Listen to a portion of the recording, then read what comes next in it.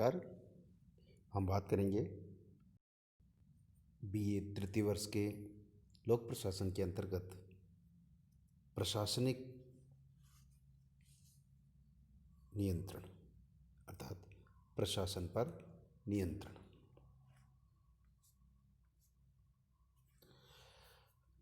लोक प्रशासन पर नियंत्रण के तीन प्रकार हैं: संसदीय, कार्यपालिकीय तथा न्यायिक नियंत्रण। क्योंकि सरकार के तीन अंग होते हैं: कार्यपालिका, व्यवस्थापिका तथा न्यायपालिका, और इन तीनों अंगों का नियंत्रण होना प्रशासन पर स्वाभाविक भी है और आवश्यक भी है। अतः लोकतांत्रिक व्यवस्था में लोक प्रशासन पर इन तीनों अंगों का प्रभावशाली नियंत्रण स्थापित किया गया है, जिससे वह उत्तरदायी बना रह सके। लोक प्रशासन पर और व्यवस्थापिका में संबंध और फिर इनमें नियंत्रण की बात कही गई है। व्यवस्थापिका जनता द्वारा निर्वाचित प्रतिनिधियों की एक संस्था है, अतः यह जनता की संप्रभुता का प्रयोग करती है। इसका मुख्य काम कार्यपालिका एवं लोक प्रशासन द्वारा शक्तियों के दुरुपयोग के विरुद्ध जनता के हितों की रक्षा करना है, और इसका उत्तरदायित्व निभाने के लिए एक लोकतांत्रिक व्यवस्था में संविधान द्वारा व्यवस्थापिका को आवश्यक नियंत्रणकारी शक्तियाँ सौंपी गई हैं। व्यवस्थापिका का कार्य केवल कानून बनाने तक ही सीमित नहीं है। वैसे व्यवस्थापिका का काम कानून बनाना है, लेकिन इसका काम ये नहीं है कि केवल कानून बनाए, अभी तो वह प्रशासन के प्रत्येक कार्य का पहलू में अपना हस्तक्षेप कर सकती है। लोक प्रशासन जिन नीतियों की क्रियान्वित करता है उनकी रचना यद्यपि कार्यपालिका द्वारा की जाती है, लेकिन उन पर संसद की स्वीकृति अनिवार्य होती है। अमेरिका के प्रसंग में अगर बात करें तो डॉक्टर वाइटकेन का कथन है कि किसी भी लोकतांत्रिक देश में लागू होता है। सार्वजनिक नीति के प्रमुख उद्देश्य कानून में निर्धारित किए जाते हैं और इन्हें कांग्रेस द्वारा इच्छानुसार परिवर्तित तथा अस्वीकृत किया जा सकता है। प्रशासकीय अभिकरण अपने लक्ष्यों को स्वयं निर्धारित नहीं करते, वे आत्मनिर्देशित नहीं होते, वरन अपने कार्य की शक्ति को कानूनी सहायक व्यवस्थापन भी पाते हैं।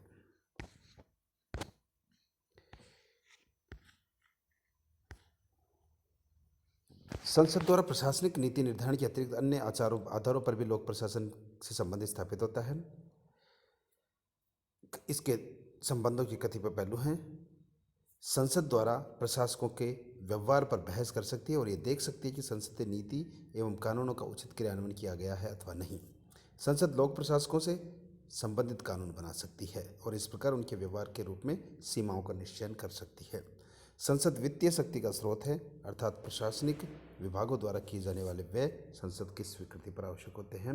और चौथा है, संसद व्यवस्थापिका शक्तियों का लोक प्रशासन को प्रत्यायोजित करती है। अब व्यवस्थापिका के हाथों में नियंत्रण के क्या क्या साधन हैं, तो इनको हम ऊपरी तौर पर पढ़ेंगे कि जैसे नीति का निर्धारण करना, अर्थात नीतियों का निर्धारण करना। जो कार्यपालिकीय नीतियाँ होती है, अर्थात कानून बनाने का काम व्यवस्थापिका का है, तो वो जो कानून बनाते हैं कार्यपालिका उनको ही लागू करने का काम करती है।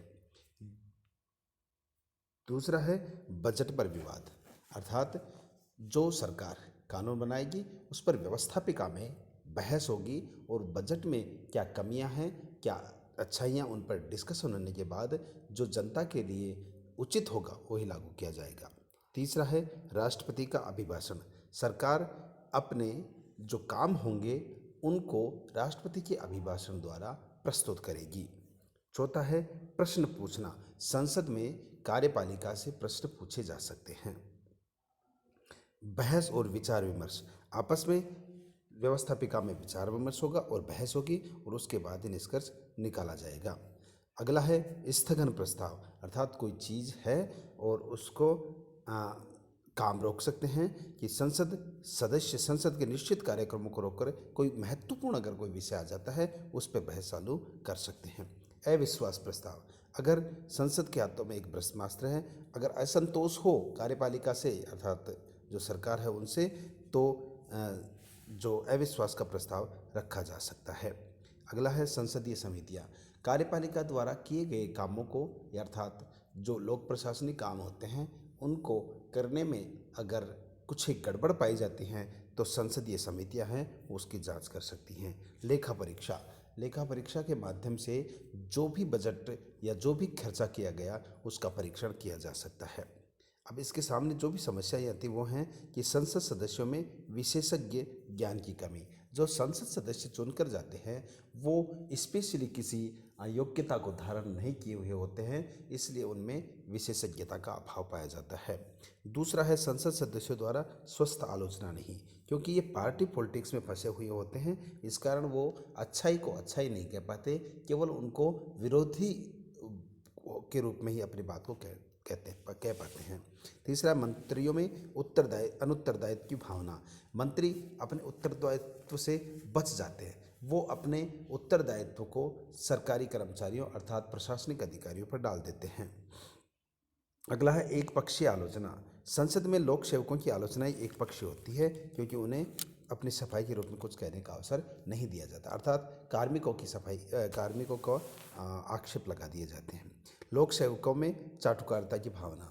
लोक सेवक अपने सर्वोच्च पद पाने के लिए या मलाई वाला पद पाने के लिए राजनीतिक दलों अर्थात सरकार की चाटुकारिता करने लग जाते हैं।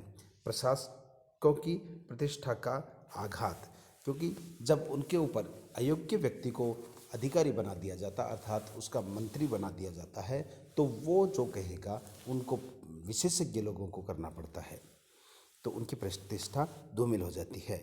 लोक सेवकों में पहल करने की शक्ति नहीं होती। क्यों? क्योंकि लोक सेवक सरकार द्वारा जारी किए गए योजनाओं को लागू करते हैं और वो संबंधित विभाग का मंत्री ही आदेशित कर सकता है। अगला है लोक सेवकों की कार्य क्षमता पर विपरीत प्रभाव, क्योंकि वो खुलकर काम करना चाहते हैं लेकिन उनमें कहीं ना कहीं दबाव होता है, तो वो अपना काम सही ढंग से नहीं कर पाते। इस प्रकार से ये लोक प्रशासन पर व्यवस्थापिका का नियंत्रण पाया जाता है। अब कार्यपालिका का नियंत्रण। प्रशासन एक पिरामिड की भांति होता है, जो इस आधार पर सबसे अधिक विस्तृत होता है, किंतु ऊपर की ओर से छोटा होता जाता है, और जिससे शीर्ष पर कार्यपालिका होती है। देश के प्रशासन का वास्तविक भार और दायित्व कार्यपालिका पर ही होता है, और लोक प्रशासन में मुख्य कार्यपालिका अथवा मुख्य निष्पादक की स्थिति में केंद्रीय भूमिका में होता है। अब हम इसके लोक प्रशासन पर नियंत्रण की बात करते हैं कि क्या क्या है। पहला है प्रशासकीय नीतियों का निर्धारण। मुख्य कार्यपालिका का पहला काम है प्रशासकीय नीति की मुख्य रूपरेखाएं निर्धारित करना। पदाधिकारी अनेक महत्वपूर्ण मामलों में मुख्य कार्यपालक से विचार विमर्श करते हैं तथा उससे परामर्श लेने के बाद ही कोई अपनी बात को आगे कह पाता है। दूसरा, संगठन के विस्तृत रूप का निश्चय करना। विभिन्न कानूनों को लागू करने के लिए व्यवस्थापिका को प्राय विभिन्न विभाग, आयोग और नियम, कानून, कायदे, ब्यूरो आदि बनाए जाते हैं, तो ये संगठन के रूप में ही काम किए जा सकते हैं। आवश्यक आदेश तथा निर्देश तथा आज्ञाएं निकालना। कार्यपालिका की यह स्पष्ट जिम्मेदारी है कि संविधान के अनुसार उसको काम करना है और उनके कानूनों का पालन कराने का भी इस पर जिम्मेदारी होती है।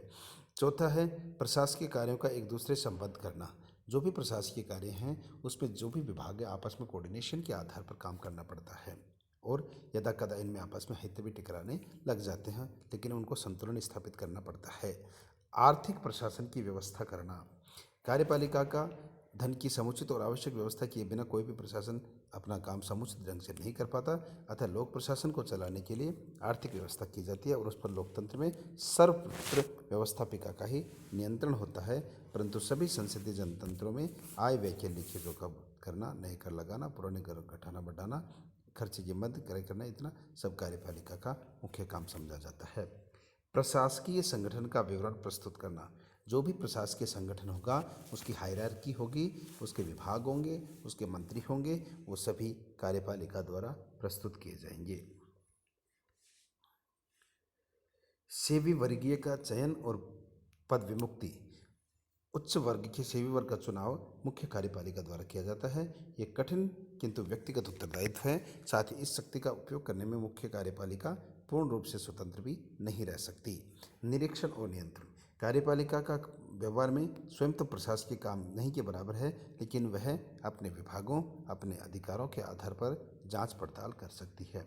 जनसंपर्क।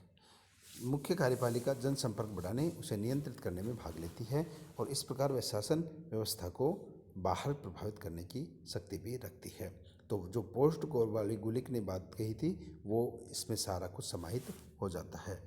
मुख्य कार्यपालिका के इन विस्तृत कार्यों और दायित्व से स्पष्ट है कि वह संपूर्ण कार्यभार अकेला वहन नहीं कर सकती, बल्कि उसको शासन संचालित करने के लिए अनेकों विभागों, अनेकों मंत्रियों और अनेकों सेवी वर्ग की आवश्यकता होती है। अब मुख्य कार्यपालिका एक राजनेता के रूप में मुख्य कार्यपालिका के कार्यों, दायित्वों और शक्तियों की प्रकृति प्रशासकीय और राजनीतिक दोनों हैं। प्रशासनिक कार्य, कर्तव्यों और अधिकारों की विवेचना हम कर चुके हैं। एक राजनीतिक नेता के रूप में मुख्य कार्यपालिका का भारी महत्व है। अपना अस्तित्व बनाए रखने के लिए उसे अपने दल का ध्यान भी रखना पड़ता है, अर्थात ये एक तरह से प्रधानमंत्री हो जाता है या मुख्यमंत्री हो सकता है। न्यायपालिका का नियंत्रण। न्यायपालिका नियंत्रण क्यों आवश्यक है, पहले तो हम ये बात करें। तो अब इस प्रश्न का उपस्थिति होता है कि न्यायिक नियंत्रण की व्यवस्था क्यों बनाई जाती है। इस संबंध में व्हाइट ने लिखा कि साधारणतः 5 परिस्थितियां के अंतर्गत लोक प्रशासन में न्यायपालिका को नियंत्रण के अवसर प्रदान करते हैं कि जब अधिकारी स्वेच्छा शक्ति का दुरुपयोग करने लग जाए, अधिकारी अपने अधिकार के क्षेत्र से बाहर काम करने लग जाए, जब अधिकारी अपनी वैधानिक त्रुटि करने लग जाए, जब प्रशासनिक आदेश तथा संबंधित विवाद में उठने लग जाए और प्रशासनिक अधिकारी द्वारा कानूनी प्रक्रिया संबंधित त्रुटि करना पड़ता हो, तब पीड़ित अपने आप को असहज महसूस करता है। तो प्रभावी पक्ष विभिन्न परिस्थितियों के अंतर्गत न्याय प्राप्ति के लिए न्यायपालिका की शरण ले सकता है। तो न्यायपालिका की शरण अर्थात किसी भी प्रकार के उनके अधिकारों को हनन पर न्यायपालिका की शरण ली जाती है। अब जो प्रशासन है उस पर नियंत्रण के क्या तरीके हैं। जब कार्यपालिका और व्यवस्थापन द्वारा जो भी काम किए जाते हैं उनको अगर संवैधानिक के अनुकूल ना हो और संवैधानिक उपबंधों के अनुकूल ना हो तो न्यायपालिका उन्हें अवैध घोषित कर सकती है। कानूनी शक्तियों का प्रयोग, प्रत्यायोजित विधान, जो भी कानूनी शक्तियाँ दी गई हैं उनका वैधानिक तरीके से पालन करवाना न्यायपालिका का प्रमुख कार्य है। प्रशासनिक सत्ताओं के विरुद्ध अपीलें, जो भी सत्ताएं अगर गलत काम कर रही हैं तो उनके खिलाफ अपील करने न्यायपालिका में किया जा सकता है। करारोपण करना, सरकार विरोधी अभियोग, नागरिकों को संविधान द्वारा कुछ और अधिकार और स्वतंत्रता दी जाती है जिनकी रक्षा करने का दायित्व न्यायपालिका में लगाया जाता है और ये संसद तथा राज्य व्यवस्थापिका द्वारा निर्मित अधिनियम की किसी प्रावधान के अंतर्गत होना चाहिए। सरकारी अधिकारी विरोधी अभियोग, अगर सरकारी अधिकारी कोई गलत काम कर रहा है उसके विरुद्ध भी अभियोग लगाया जा सकता है। प्रशासनिक कार्य तथा निर्णय की न्यायिक पुनरीक्षा, जो भी काम किए गए उनको पुनः ये कहा जा सकता है कि आपने ये किया, ये न्यायपालिका संविधान के उल्लंघन करता है, इसलिए आप उसकी समीक्षा करें। असाधारण उपचार, जो बंदी प्रत्यक्षीकरण, परमादेश, निषेधाज्ञा, अधिकार परीक्षा, उत्प्रेषण, इसके आधार पर जो हमारे अगर किसी भी अधिकार का हनन होता है तो न्यायपालिका इन शक्तियों का प्रयोग करके न्याय दिला सकती है। न्यायिक नियंत्रण की कुछ एक कमियां भी पाई जाती इन नियंत्रण के उपायों के साथ ही साथ कुछ ही कमियां पाई जाती हैं। न्यायिक नियंत्रण की कमियां तथा सीमाएं, सभी प्रशासनिक कार्य न्याय नियंत्रण की परिधि में नहीं आते, यानी सभी प्रशासनिक कामों को हम न्याय नियंत्रण की सीमा में नहीं ला सकते। न्यायपालिका के पास पहल करने की शक्ति का अभाव, अर्थात जैसे कानून बनाने का काम व्यवस्थापिका, लागू करने का काम कार्यपालिका का है, लेकिन न्यायपालिका इसमें पहल नहीं कर सकती। जब उसमें अपील की जाएगी तभी वह काम करेगी। न्यायिक प्रक्रिया का धीमा तथा जटिल होना, आज न्यायपालिका के पास इतने जटिल काम हो गए या इसकी प्रक्रिया इतनी जटिल हो गई कि आज इसके पास अनेकों काम होने के कारण अपना काम सही ढंग से नहीं कर पाती। अगला है न्यायिक कार्यवाही का व्यसाध्य होना, आज न्याय पाना बहुत ही कष्टकारी और आर्थिक रूप से नुकसानदायक होने लग गया। निष्पक्ष निर्णय पर प्रश्नवाचक चिन्ह, आज हम ये आरोप लगाते हैं कई बार कि न्यायपालिका में भी भ्रष्टाचार होने लग गया। हम ये सुनने में आता है, बाकी जो वास्तविकता है उसके बारे में हम बात नहीं कर सकते क्योंकि न्यायपालिका पर हम आक्षेप व्यक्तिगत नहीं लगा सकते। लोक प्रशासन पर नियंत्रण की ओम्बुड्समैन व्यवस्था, प्रशासन में भ्रष्टाचार और अकुशलता को मिटाने के लिए ओम्बुड्समैन नाम की एक लोकपाल व्यवस्था का गठन किया गया है और इसके कारण जो लोक प्रशासक हैं या कार्यपालिका हैं उनके ऊपर हम जो भ्रष्टाचार के मुद्दे हैं उनकी सुनवाई की जा सकती है। तो इस आधार पर हम कह सकते हैं कि न्यायपालिका में जो न्यायपालिका है वो लोगों के अधिकारों को रक्षा कर सकती है। तो इस प्रकार से 3 प्रकार के नियंत्रण होते हैं। अतः लोक प्रशासन को अपनी जवाबदेहिता सुनिश्चित करनी होती है। धन्यवाद।